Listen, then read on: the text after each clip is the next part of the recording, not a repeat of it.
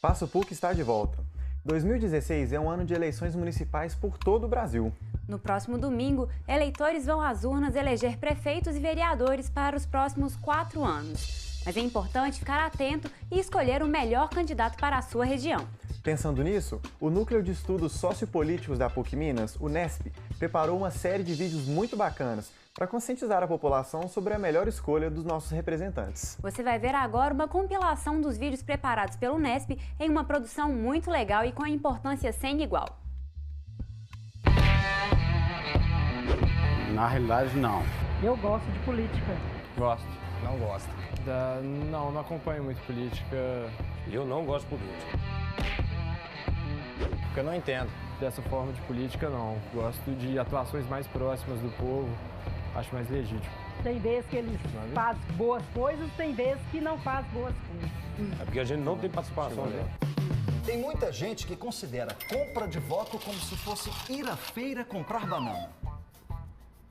Aí alguém chega num beco escuro perto de você e oferece meia nota de R$50. E diz que o resto da nota só será entregue após os resultados das eleições. Compra de voto não é só isso. Como você consome informação hoje em dia? É no Jornal das 8? Nas principais publicações do país? No Facebook ou em grupos de WhatsApp? Você está bebendo apenas da mesma fonte? Porque para algumas publicações, quando o criminoso é de classe média, o termo é jovem, filho de alguém, e quando é da periferia, logo é tratado como traficante. E na política? Como funciona essa lógica? Por que alguém daria dinheiro para ajudar na campanha de um candidato a cargo público? Porque esse mesmo benfeitor muitas vezes financia na mesma eleição candidatos concorrendo ao mesmo cargo.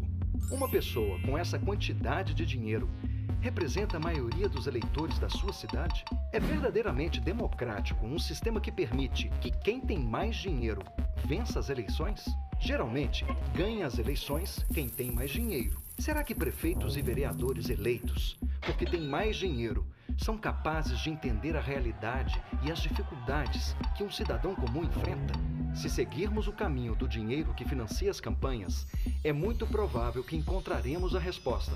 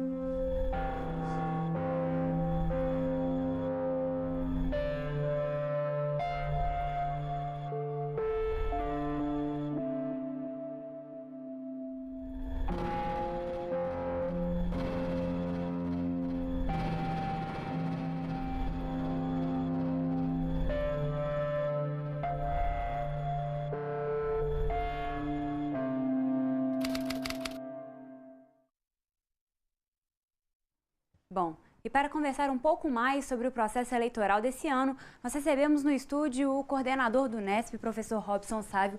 Boa tarde, professor. Seja bem-vindo ao Espaço PUC. Boa tarde para você. Muito obrigada. Professor, pensando no atual momento político em que vivemos no Brasil, com o impeachment, com todos os escândalos de corrupção, como que fica o eleitor nessa história? Eu acho que nós temos um momento difícil, as pessoas estão realmente muito pouco estimuladas a participar dos processos políticos. Há uma ideia que eu acho até muito perigosa de uma certa criminalização da política, de afastamento dos eleitores do espaço público, do espaço de decisão. E numa democracia representativa, nós precisamos de escolher pessoas que vão nos governar. Não tem outra saída, né? A única maneira que nós temos, inclusive, de qualificar a classe política é elegendo bons representantes, bons vereadores no caso dessas eleições, bons prefeitos e, mais do que isso, acompanhando esses eleitos. Então essa é a única possibilidade, inclusive, de mudar os quadros políticos atuais. Bom, e então nesse cenário as campanhas de conscientização, né, como são esses vídeos que a gente acabou de assistir, são muito importantes. Onde que vocês estão veiculando e como vocês estão fazendo para divulgar os vídeos que vocês produziram? O NESP, né, que é um órgão da PUC da Arquidiocese, trabalha com essas campanhas já há bem tempo e a ideia é que a gente possa atingir o maior número possível de pessoas, não simplesmente para as pessoas passarem essa informação, mas também refletirem sobre os conteúdos.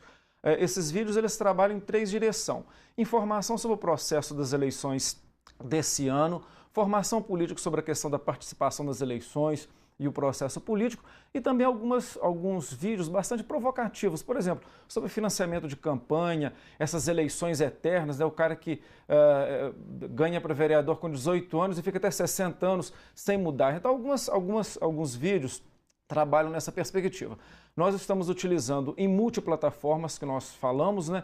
Então tem material nas televisões, como a PUC TV, a TV Horizonte, que são da Arquidiocese, mas também no canal Futura, na TV Assembleia, que é uma TV pública. Nós temos isso em redes sociais, Facebook, WhatsApp.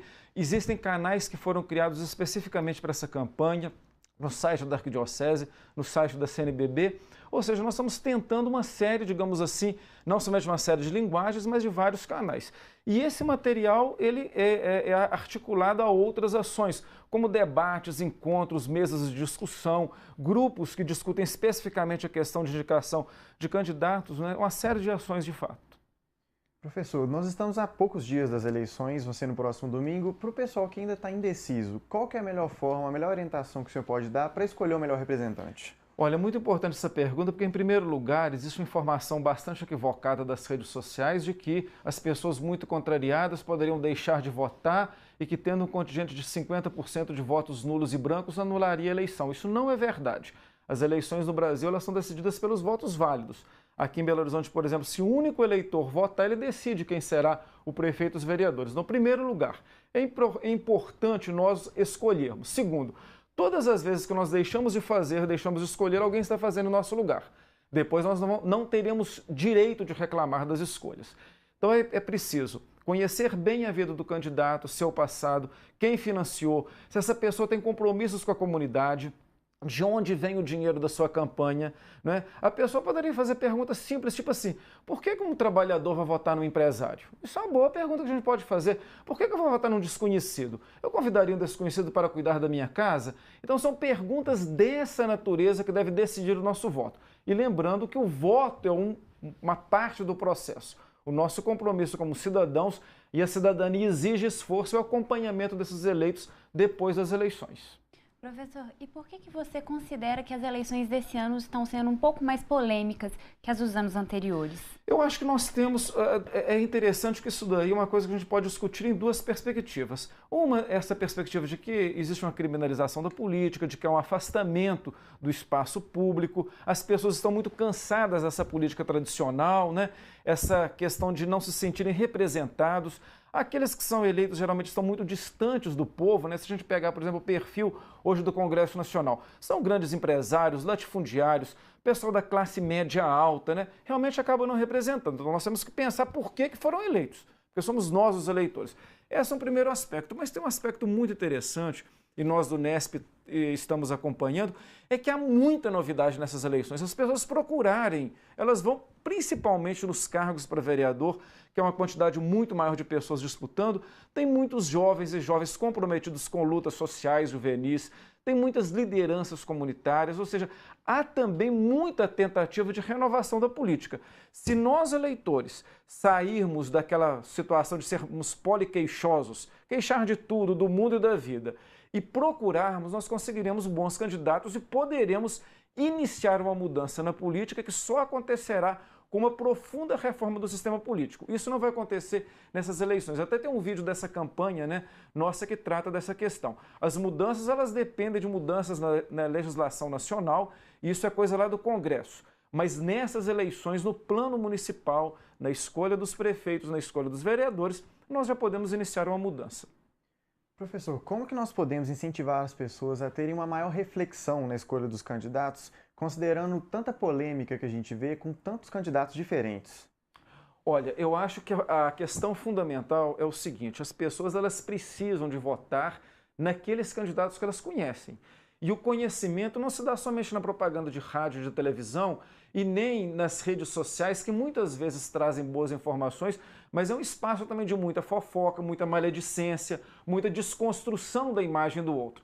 Então as pessoas elas têm que serem um pouco mais proativas, buscarem informações, né? Buscar outras fontes de informação, como um daqueles vídeos que vocês selecionaram mostra, quer dizer, não ficar somente numa única fonte de informação, procurar um pouco conhecer o passado desse candidato, seus compromissos, quais grupos eles estão vinculados, se é um programa de governo. É muito importante também fazer uma análise dos partidos dos candidatos. Isso é uma outra bobagem que fala que partido tudo é igual. Não. Na verdade, existem partidos que têm, digamos assim, espectros de atuação diferentes. Tem partidos que estão muito mais preocupados para defender o mercado, os interesses do capital, e tem partidos mais voltados para os interesses comunitários e sociais. Então é preciso que o eleitor pense em todos esses detalhes, né? Por quê? Porque essa escolha sendo refletida, sendo uma escolha consciente, ela vai, de fato, né, melhorar a qualidade da representação. A gente sabe, por exemplo, que às vezes 30% dos eleitores escolhe o seu candidato pegando o santinho, aquele santinho no dia da eleição. Isso é uma pessoa que não tem o mínimo compromisso com aquele que está elegendo. E depois fica 4 anos reclamando que a política é péssima, que os candidatos não prestam, que os partidos são todos iguais. Ou seja, nós temos também uma cultura de não nos responsabilizarmos por aquilo que nós fazemos. Isso, inclusive, na nossa vida pessoal do dia a dia. Nós precisamos de mudar esse discurso e essa prática. As eleições, elas são um momento no qual os candidatos se apresentam e nós devemos escolher. Vamos assumir isso com a responsabilidade, escolher bons candidatos e acompanhar os eleitos depois. Isso que é a função do cidadão numa democracia. Bom, professor, gostaria de parabenizar o trabalho que vem sendo desenvolvido pelo Nesp e deixar aí o recado, né, para o cidadão votar de forma mais consciente nesse ano, para que a gente possa ver mudanças no futuro, né? E acompanhar depois os eleitos. Exatamente. Professor, muito obrigada pela presença no Espaço PUC, seja sempre muito bem-vindo. Muito obrigado. E o Espaço PUC de hoje fica por aqui. Você tem alguma sugestão ou comentário? É só enviar para o nosso e-mail espaçopuc@pucminas.br e acompanhe também as nossas redes sociais. E amanhã é dia de Repórter PUC com a Rafaela Rodiniski. Não perca! Esperamos você às 4h30 da tarde pela PUC TV e TV Horizonte. Até lá!